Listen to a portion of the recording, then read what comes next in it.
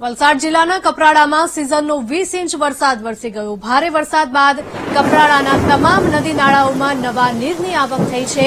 જંગલ વિસ્તારના નાના ઝરણા અને ધોધ પણ સક્રિય થયા છે। કપરાડાના સિલધા ગામના માવલી ધોધમાં નવા નીર આવ્યા છે। ઝરણા અને ધોધમાં નવા નીરની આવકને લઈને મનમોહક દ્રશ્યો જોવા મળ્યા હતા। તો કપરાડામાં સિઝનનો 20 ઇંચ વરસાદ અત્યાર સુધી નોંધાયો છે, ત્યારે નદી નાળાઓમાં નવા નીરની આવક નોંધાઈ છે।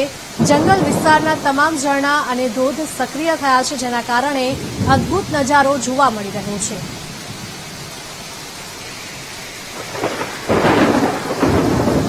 કપરાડાના સિલધા ગામના માવલી ધોધમાં નવા નીરની આવક થઈ છે અને ઝરણા તથા ધોધમાં નવા નીરની આવકને લઈને મનમોહક દ્રશ્યો જોવા મળી રહ્યા છે, જેના કારણે સહેલાણીઓનો ધસારો પણ વધી રહ્યો છે।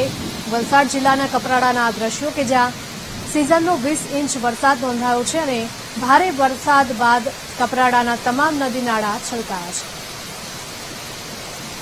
સંવાદદાતા માનવ જોડાયા છે ફોન લાઈન પર। માનવ, જણાવશો કે જંગલ વિસ્તારના નાના ઝરણાઓ અને ધોધ સક્રિય થયા છે, જેના કારણે અદભુત નજારો આ વિસ્તારમાં જોવા મળી રહ્યો છે।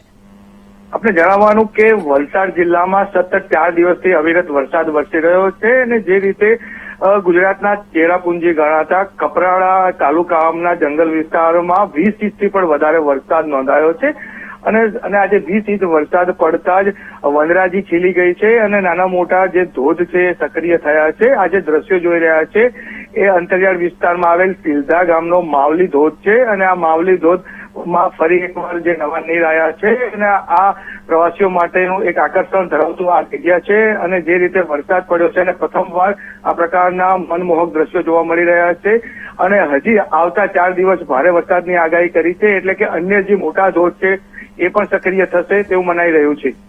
જી માનવ, આભાર। સિલધાનો આ ધોધ કે જે સુંદર દ્રશ્યો સામે આવ્યા છે। વલસાડ જિલ્લામાં અવિરત વરસાદ વરસી રહ્યો છે, જેના કારણે આહલાદક દ્રશ્યો જોવા મળી રહ્યા છે। જિલ્લાના કપરાડામાં 20 ઇંચ વરસાદ નોંધાયો છે। ભારે વરસાદ બાદ કપરાડાના તમામ નદી નાળાઓ છલકાયા છે। તો જંગલ વિસ્તારના નાના ઝરણા અને ધોધ પણ સક્રિય થયા છે। કપરાડાના સિલધા ગામના માવલી ધોધમાં નવા નીર આવ્યા છે।